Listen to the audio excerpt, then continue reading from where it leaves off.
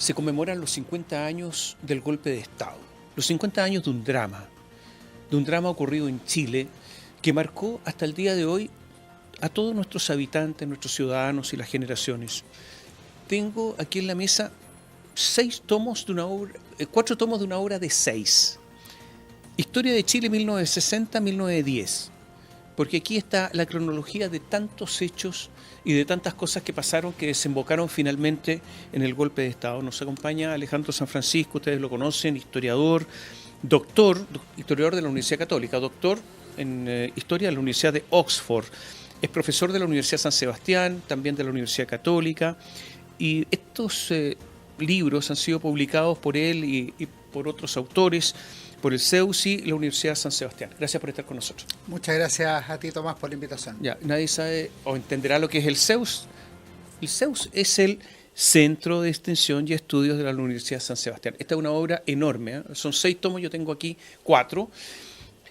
Y, a ver, para hablar con esto y para tener algún orden, comienzo preguntándote por lo que pasó con la democracia cristiana, porque es el antecedente, ¿no? El gobierno que antecedió al gobierno de Salvador Allende, y yo creo que es importante. En este libro, y solamente para entrar al tema, se dice por Mario Góngora, tú lo recuerdas, que esta fue el siglo XIX, el siglo XX, la época de las planificaciones globales, la que va de 1964 a 1980, pero él tiene un ensayo muy famoso sobre el Chile en el siglo XIX y siglo XX y dice, desde este año, 64 al 80, año de la época de las planificaciones globales. Gabriel Salazar habla de un Estado liberal revolucionario, ¿lo recuerdas acá? Joaquín Fermandois habla del triunfo y tormenta con Chile en el huracán de la Guerra Fría. Si nos pudieras dar una, yo sé que es difícil la pregunta, pero una radiografía de Chile en tiempos de la DC. Nosotros hablamos, Tomás, de una era de las revoluciones. Lo que se produce en el gobierno de la democracia cristiana es que se condensa una situación internacional muy potente en el marco de la Guerra Fría, pero también con el reciente triunfo de la Revolución Cubana en 1959, con las demandas que son propiamente nacionales, en que aflora un espíritu revolucionario. Nada puede estar fuera de la revolución demócrata cristiana o revolución socialista, dentro de una democracia que se jactaba de ser exitosa en el plano internacional como era la chilena, pero con un subdesarrollo económico y social bastante importante que se graficaba en pobreza, incluso miseria, en poblaciones callampa, en la gente que no terminaba la escuela y ciertamente no llegaba a las universidades, y con altos grados de desnutrición. Entonces lo que se produce ahí es una explosión de expectativas con candidaturas presidenciales que parece que van a solucionar todos los problemas en un corto tiempo, porque las revoluciones son eso, una aceleración del tiempo histórico, y en ese sentido lo que ocurre entre 1959 y 1973, creemos nosotros, porque esta es una obra colectiva, es una era de revoluciones que parece que va a dejar atrás este lastre de miseria, de subdesarrollo que acompañaba a la democracia chilena. Hay algunos que dicen que la elección de Allende comenzó su elección presidencial en el 52. Algunos dicen, en el entorno incluso de Salvador Allende, que la campaña de él del 58 fue la mejor, que sufrió un duro golpe con esta campaña al perder, que fue una gran campaña, y ya para la campaña del 63-64 comienza en Chile el deterioro de la democracia, porque se habla de la democracia burguesa, está la influencia de Fidel Castro, Allende viaja muchas veces a Cuba, y se rompe la amistad que había entre Allende y Frei. Y se rompe la amistad a propósito de esa campaña presidencial del 64, porque la campaña del terror, dice Allende, no se la va a perdonar a Frei y se termina. Se trataban de tú, y ya en ese momento Allende lo empieza a tratar de usted, ¿no? Efectivamente, Frei tenía una amistad con Allende, se veían en vacaciones, habían viajado juntos en alguna oportunidad, y habían competido en 1958, pero con un Frei incipiente y con un Allende, en cambio, compitiendo por la presidencia de la República con Jorge Alessandri. Salió segundo y a escasos 30.000 o 40.000 votos de quien fue después presidente de la República, como era Alessandri. Habían comenzado la vida política juntos. En 1937 los dos fueron candidatos a diputados. Allende fue elegido, Frei no fue elegido. Se encontraron en el Congreso muchas veces. El 45 fue elegido Allende, el 49 Frei Montalva, de manera que eran dos de los senadores más importantes de Chile. Y finalmente, en la elección del 64, resulta que el que iba segundo pasó a primero y llegó a la presidencia de la República a la Moneda. Allende decía que este no fue un triunfo limpio, el del 64, por el derroche de recursos que hizo la democracia cristiana, recursos que provenían del extranjero, del imperialismo, decía la candidatura de la izquierda, y en segundo lugar por esta campaña del terror, el anticomunismo desatado durante el proceso. Y eso lleva a un dirigente socialista a decir, le vamos a negar la sal y el agua al gobierno de la democracia cristiana. Bueno, hay que decir que tenía razón Allende, o sea, se supo, se probó que había dineros norteamericanos en la campaña de Frei. Efectivamente, sí, lo que ocurre es que en la Guerra Fría los dineros circulaban por varios cruces, había dineros norteamericanos, pero también había dineros alemanes e italianos, y también le llegaba a la izquierda dineros soviéticos y de otros lados, o sea, eso era parte de la Guerra Fría. Lo que pasa es que el nivel de gasto que hubo en esa campaña fue inusitado. Oye, para ir después al gobierno de Allende, solamente una pregunta. Tengo la impresión que la primera campaña con marketing político, así profesional, fue la de Frei, donde ya hubo encuestas, donde ya hubo señales publicitarias, los 7 sabios de Frei, que se decía una cosa increíble, donde ya se hablaba de la promoción popular, donde hubo una campaña gigantesca que se llamaba la Marcha de la Patria Joven, o sea, todo un diseño propagandístico con Frei, que fue una avalancha en nuestro país en que ser demócrata cristiano prácticamente era pertenecer a una cultura, no era simplemente una opción política. ¿Eso fue Frei y la democracia cristiana? Yo estoy de acuerdo y creo que hay un símbolo que es bien potente, que es propio de los momentos históricos, que Frei representa el futuro. O sea, lo que tú dices de la Marcha de la Patria Joven, que es un invento de Germán Becker, que era un gran publicista, el de los clásicos universitarios, es anunciar que la historia va hacia allá, que es una cosa que en general tienen predeterminada los marxistas, pero no otros grupos de la sociedad. Aquí Frei se lo toma, y la Marcha de la Patria Joven, que es de Arica hacia Santiago y de Punta Arenas hacia Santiago, y que se termina juntando en ese gran acto en el Parque O'Higgins o Parque Cousiño. Realmente es impresionante, con un discurso magistral de Eduardo Frei Montalva, y efectivamente tiene ese sentido que tú señalas.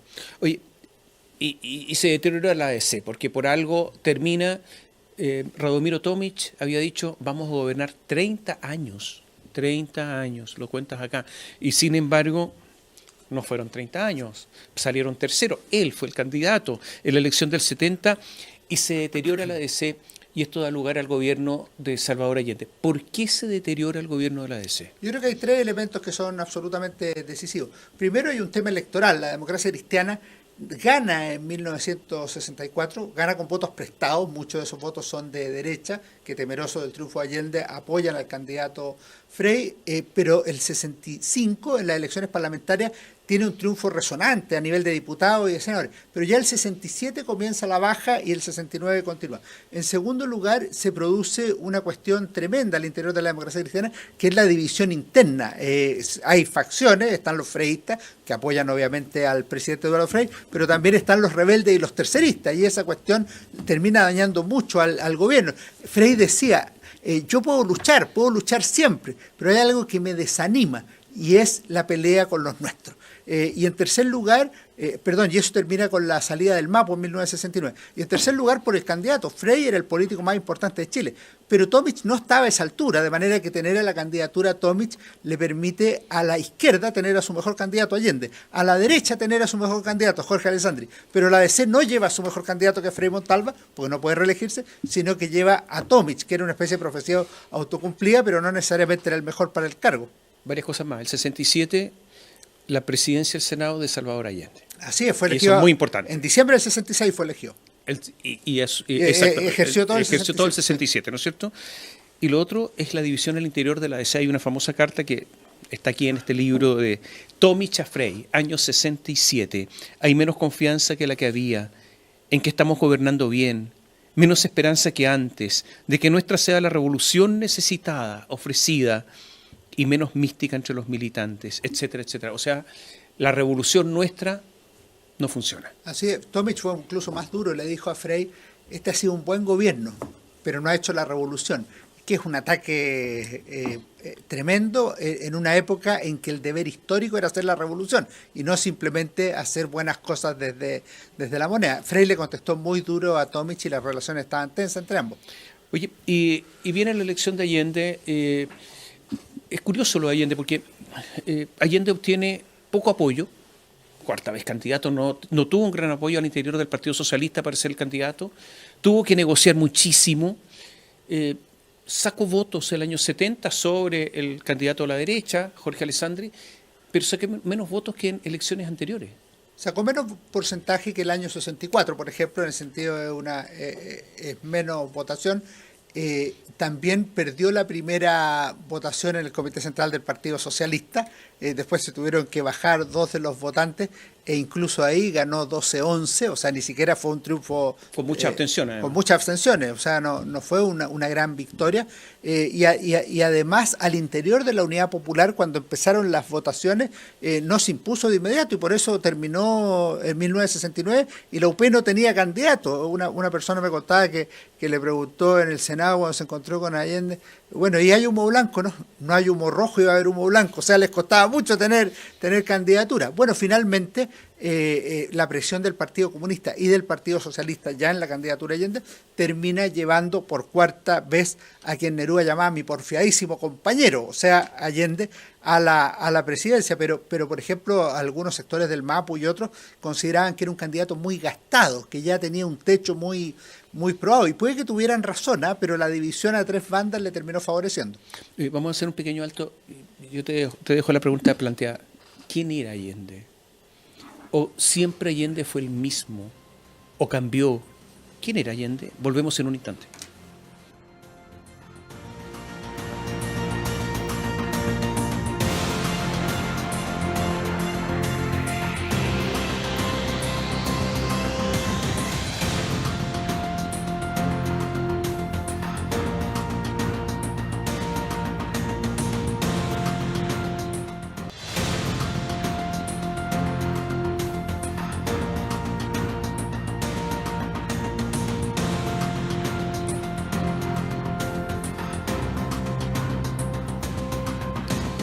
Conversamos con Alejandro San Francisco y la pregunta quedó absolutamente planteada. Es una pregunta grande, pero a ver, ¿quién era Allende? ¿Quién fue Salvador Allende? La pregunta genera un problema que nosotros lo analizamos desde hoy y nosotros tenemos la imagen de Allende post-73, que incluye la construcción del mito Salvador Allende. Entonces hay que tratar de bajarlo de la estatua y buscar al Allende vital, al Allende político, al que nació en 1908 y fue candidato en 1970.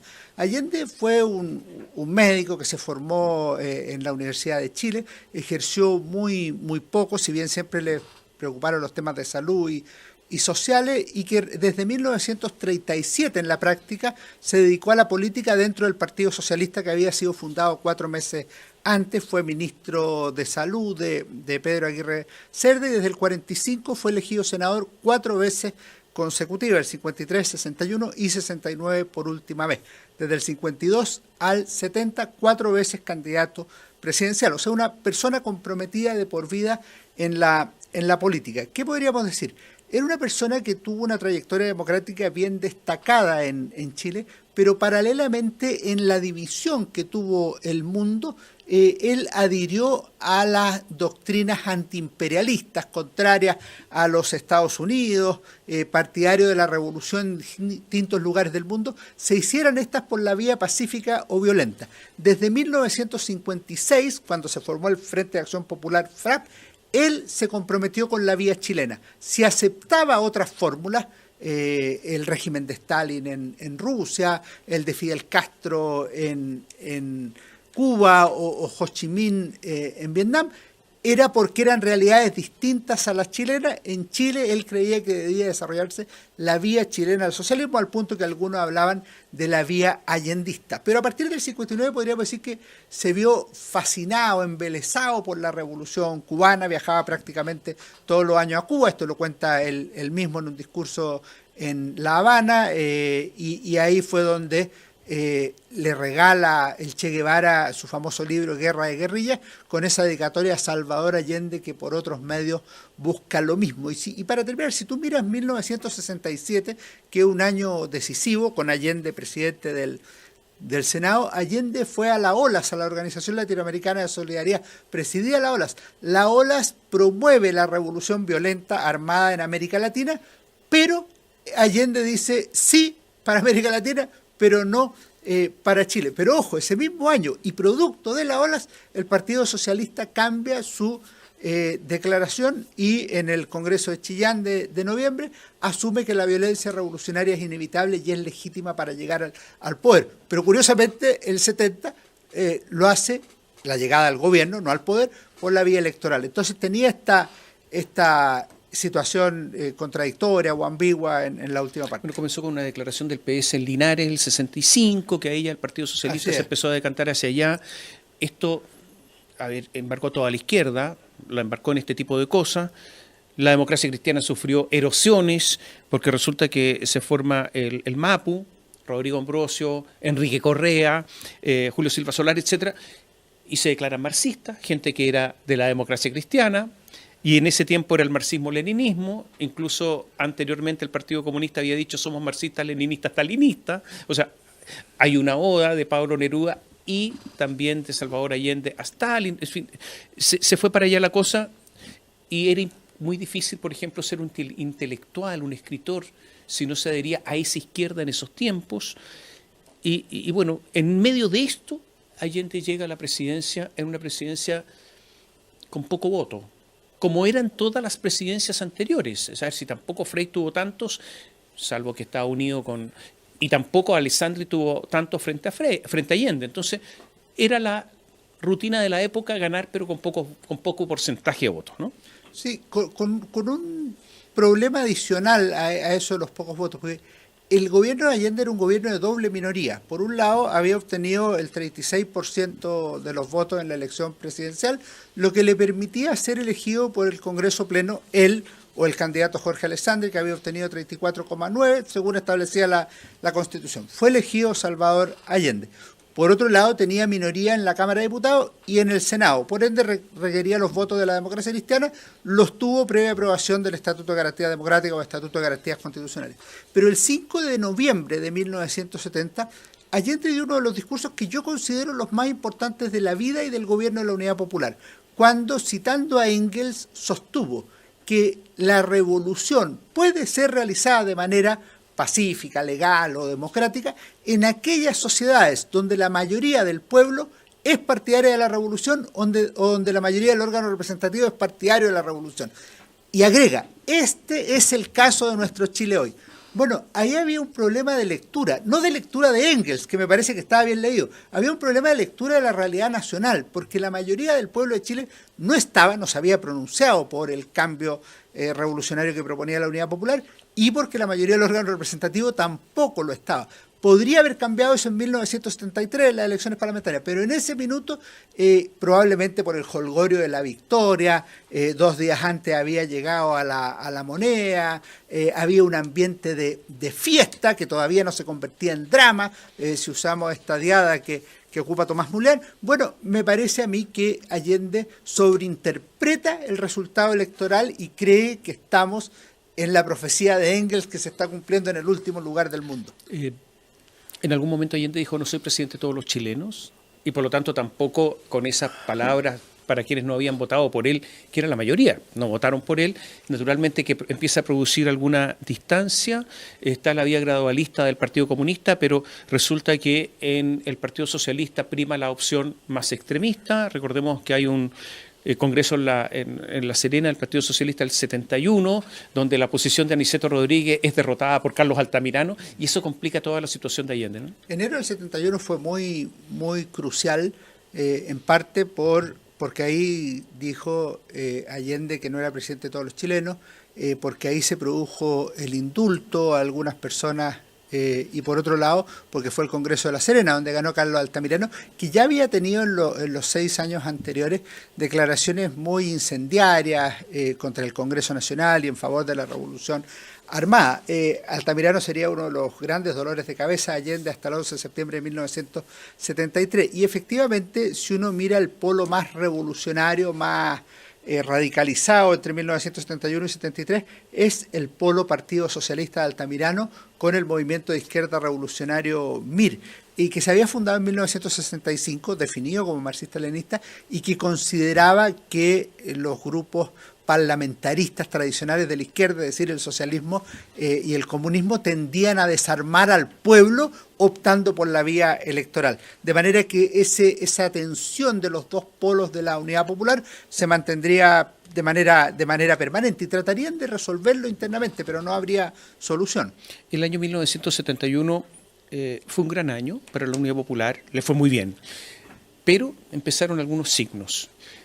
Por ejemplo, está esto del Partido Socialista, obviamente, pero también hay una elección complementaria donde por primera vez se une la ADC con la derecha, donde sale elegido Rafael Moreno y Sergio Díez. Y resulta que ahí por primera vez se une la oposición, una democracia cristiana que estaba muy a la izquierda. El programa de Tomic no tenía muchas diferencias con el de Allende. Y ahí se unen y empieza la debacle, había estatización de empresas, tomas permanentemente, y una inflación que se empieza a desatar después, que llega, entiendo que el último año al 600%. El primer año podríamos decir que es el año exitoso, el año de la fiesta del consumo. Es un año en que la gente tiene más dinero en los bolsillos, algo insostenible, por supuesto, en el tiempo. Es el año en que en las elecciones de abril, que son municipales, la Unidad Popular obtiene la mitad de los votos, es decir, tiene más votos que la Democracia Cristiana y el Partido Nacional sumados. Es el año en que se aprueba por unanimidad la nacionalización del cobre en julio. Es el año en que Neruda obtuvo el Premio Nobel de Literatura. Uno puede decir, oye, pero ¿eso qué tiene que ver? Mucho, era amigo de Allende, era comunista, fue precandidato presidencial. Ahora, tiene dos hitos que a mi juicio van a ser decisivos. Primero, el asesinato de Edmundo Pérez Sujovic en junio del 70, que tiene mucho que ver con lo que tú señalabas, que aliena a la democracia cristiana del gobierno de la Unidad Popular y lo lleva a la oposición. Lo marcaron, dijo Eduardo Frei en sus palabras recordando a Pérez Sujovic. Y segundo, el viaje interminable de Fidel Castro desde el 10 de noviembre hasta el 4 de diciembre de 1971, que generó la primera protesta más o menos popular o social, que fue la marcha de las cacerolas vacías. Eso llevó efectivamente a un acercamiento de los opositores de la derecha del Partido Nacional y de la democracia cristiana, y lleva al pacto de omisión para las elecciones de enero del 72. Yo me equivoqué, no era 71, enero del 72. Es que el pacto fue el 71. Exacto, pero la elección es en enero del 72, sí. Y eso lleva a que se abstenga la derecha en Rancagua, en esa provincia, y gana Rafael Moreno, y se abstenga la ADC en el triunfo de Sergio Díez. Se produce la nacionalización del cobre, lo que despertó una algarabía nacional, pero también la estatización de muchas empresas. Se estatizó la banca en nuestro país, toda. Casi toda. Prácticamente sí. Toda. Y empieza a producirse una división en la sociedad chilena muy, muy fuerte. Nacen los cordones industriales, que no existían como asunto político, y viene el paro de octubre de 1972, porque se intentaba nacionalizar también el transporte. Y eso fue, a lo mejor, hubo muchos puntos importantísimos, pero este fue uno de ellos, ¿no? Es bien interesante lo que tú dices, porque todo lo que señala la estatización de la banca, de la gran minería del cobre, de otra minería, de otras empresas, todo eso estaba en el programa de la Unidad Popular. O sea, no tenía nada de creativo ni sobreviniente, no fue una trampa de Allende a los electores ni a nadie. Ahora, lo que ocurre en octubre es de estos errores grandes que se cometen en política, pues se intenta en Aysén crear una empresa de transporte estatal, se produce una protesta local que podría haberse aplacado en pocos minutos, pero que va creciendo como una ola en un ambiente muy politizado y polarizado, y eso significa que en pocos días crezca la protesta y pase de ser meramente por los transportes a tener una serie de demandas. Si uno lee el pliego de Chile, por ejemplo, que se presentó en esos días, no hay ningún tema que no esté presente. O sea, hay temas económicos, hay temas políticos, hay temas sociales, hay temas de comunicaciones respecto de la radio. Hay una serie de temas que se le plantean al gobierno, que tiene que hacer además dictar estados de emergencia, pedirle a los uniformados que controlen las emisiones de prensa. O sea, ahí se llega a una situación que podríamos llamar dramática y eventualmente final. Esto dice el general Carlos Prats en sus memorias, que son muy interesantes, que él temió que aquí iba a estallar la guerra civil. O sea, él pensaba que en octubre de 1972 iba a estallar la guerra civil en Chile, y eso es lo que lleva finalmente al presidente Allende a convocar a los propios uniformados a ser parte de su gabinete. Pero esto sigue. En marzo de 1973, elecciones parlamentarias, se produce la no victoria que quería la derecha. Gana la derecha por un amplio margen, pero no quería los 2/3 para destituir a Allende. No se producen los 2/3, baja la votación, sí, en todo caso la izquierda. Y después vienen toda la representación de ilegalidades de la Corte Suprema, de la Cámara de Diputados, muy importante, incluso también de la Contraloría General de la República, que rechazaba los decretos por ser ilegales, y el presidente utilizaba muchísimo el famoso decreto de insistencia, y comienza a deteriorarse también cierta institucionalidad que le empiezan a reprochar al presidente ilegalidades. Claro, las elecciones de marzo podrían haber sido una gran oportunidad de resolución democrática del conflicto político. Si hubiera ganado la Unidad Popular en las dos cámaras, se podría haber hecho la profecía de Engels, o sea, la vía chilena al socialismo. Perdió la Unidad Popular, pero la oposición, demócrata cristiana y nacional, más los partidos de Democracia Radical y otros pequeños, tuvieron un triunfo inútil. Esto significa que el 55% no les servía para nada. No podían deponer al presidente de la República, no podían avanzar mucho más, salvo acusar constitucionalmente a algunos ministros. Y ahí lo que se produce es un doble proceso. Por una parte, una mayor protesta social por la ENU, la Escuela Nacional Unificada primero, y luego el paro de los trabajadores del teniente, que muchas veces se olvida, pero que duró 76 días. Baltasar Castro, que había sido senador socialista, diputado socialista, escritor, dijo: ¿cómo le va a explicar este gobierno al mundo que en el gobierno de los trabajadores están contra el gobierno? Y Sergio Vitari y Crisóstomo Pizarro, en un libro sobre el paro del teniente, dicen que este puede haber sido el último ensayo preparatorio del 11 de septiembre. Y después viene lo que tú dices, es decir, la crisis institucional. La Corte Suprema representando al gobierno la grave vulneración de la legalidad, la Contraloría General de la República no tramitando algunos decretos precisamente por su ilegalidad.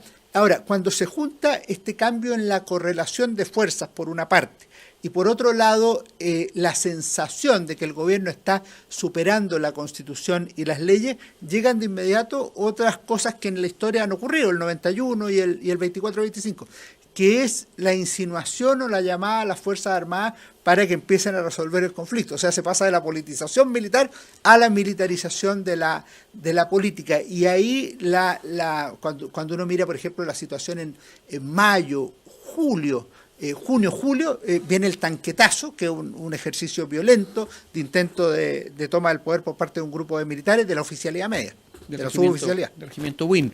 Oye, se habla mucho de que Allende iba a llamar a un plebiscito para descomprimir esto acerca de la continuidad del gobierno. No. ¿Qué antecedentes hay sobre este eventual llamado plebiscito? El tema del plebiscito es un tema que circula desde 1971, o sea que es tema y aparece en documentos. Por ejemplo, en la entrevista famosa a Regis Debray, que fue publicada en marzo de 1971, Allende le contesta al intelectual francés diciéndole que se puede dar la siguiente situación, que está prevista constitucionalmente, si es que el gobierno presenta una reforma constitucional para terminar con el Congreso. Lo lógico es que el Congreso lo rechace. El gobierno va a estar en contra, porque va a querer el gobierno crear la Asamblea o Cámara Única del Pueblo. Bueno, ahí se va a producir un conflicto de poderes. Eso tiene solución institucional, que es un llamado plebiscito. ¿Qué va a hacer el pueblo? Va a votar a favor del gobierno del pueblo. Por ende, va a rechazar al Congreso y se acaba el Congreso Nacional, el Senado y la Cámara de Diputados. Luego hay elección para la Cámara Única del Pueblo. ¿Y a quién va a elegir el pueblo? A los partidos del pueblo. Esa es la respuesta de Allende. O sea, Allende dijo: vamos a llamar a plebiscito. Se discutió al interior de la Unidad Popular, no se llamó a plebiscito. Era el mejor momento, era el momento óptimo para llamar a plebiscito. 1971, abril, junio, julio. El 72 se siguió discutiendo. Esto lo cuenta un libro extraordinario, que Allende y la experiencia chilena, de Joan Garcés, Las armas de la política, que estaba en el corazón del allendismo, en la moneda misma. Era asesor de Allende, pero lo cuenta muy bien. Y dice que cuando se planteó en 1972 el tema, a comienzos de 1972, Luis Corbalán, que tenía dichos tan chilenos, dijo: perdemos de aquí a penco. O sea, ya tenían temor a perder el plebiscito. Y lo tercero que cuenta muchas veces Joan Garcés es que las veces que el presidente Allende le planteó a la Unidad Popular la posibilidad de llamar a un plebiscito, la Unidad Popular le dijo no. Y en la Unidad Popular mandaba la Unidad Popular, no mandaba Allende. Ese era el acuerdo. Hay dos cosas más. Una, esto se debería haber aplicado en el conflicto de las tres áreas de la economía, que se aprobó en el Congreso y el presidente Allende no quería promulgarlo. Eso vencía el 6 de junio del 73. No lo hizo. Ahí se perdió la última oportunidad. O sea, ya estaba fuera de la ley, por decirlo así, ese tema. Y se supone que el 10 de septiembre, esta es la última, Allende le planteó esto, el presidente Allende, a su núcleo cercano. Lo habló con Sergio Vittar, estuvo en una reunión con Joan Garcés, con algunos de sus ministros, y en la noche dijo: voy a convocar el plebiscito. Sobre el tema de convocatoria del plebiscito, Allende dijo una frase muy difícil de interpretar: esa baza yo me la guardo, porque la Constitución decía sobre qué eran las convocatorias de plebiscito. No podía convocar a plebiscito en ese minuto, o sea, desde el punto de vista constitucional, porque lo que suponía todo el mundo que era una convocatoria de plebiscito era para ver si Allende seguía o no seguía. Eso no existía en la Constitución. O sea, lo que él podría haber convocado es una reforma constitucional para que hubiera un plebiscito destituyente, por decirlo de alguna manera. Yo sé que faltaron muchas cosas, se nos va el tiempo, pero si alguien quiere saber de todo esto, aquí, con estos libros. Son 6 tomos, aquí hay 4. Y vienen más. ¿Y vienen más? Vienen más, sí, vienen más. José Manuel Castro, Milton Cortés, Miriam Duchens, Gonzalo Lario, Ángel Soto y yo hemos hecho los tomos, y en este también estuvo en el 5 y 6 Montserrat Risco, así que un trabajo colectivo. Es un trabajo enorme. Y vamos a terminar el 2010, vamos en el 73, imagínate. Mira, es un trabajo enorme, pero está a la venta, ¿o no? Está a la venta, está en librería, efectivamente, en Busca Libre, en las librerías. Yo los compré hace un tiempo, pero y el tomo 1 y 2 es difícil de encontrar, yo los tengo. Pero se acaban de reeditar. Ya, o sea, te puedo decir que efectivamente estaban agotados, se reeditaron ahora hace un mes. El tomo 3 y 4 se reeditaron hace un mes y el 5 y 6 aparecen ahora en agosto. O sea, van a estar los 6 disponibles. Yo lo recomiendo, hay que leer y hay que saber para después opinar. Gracias por estar con nosotros. Muchas gracias a ti, Tomás. Chao, chao Alejandro. Y a ustedes muchas gracias por seguirnos.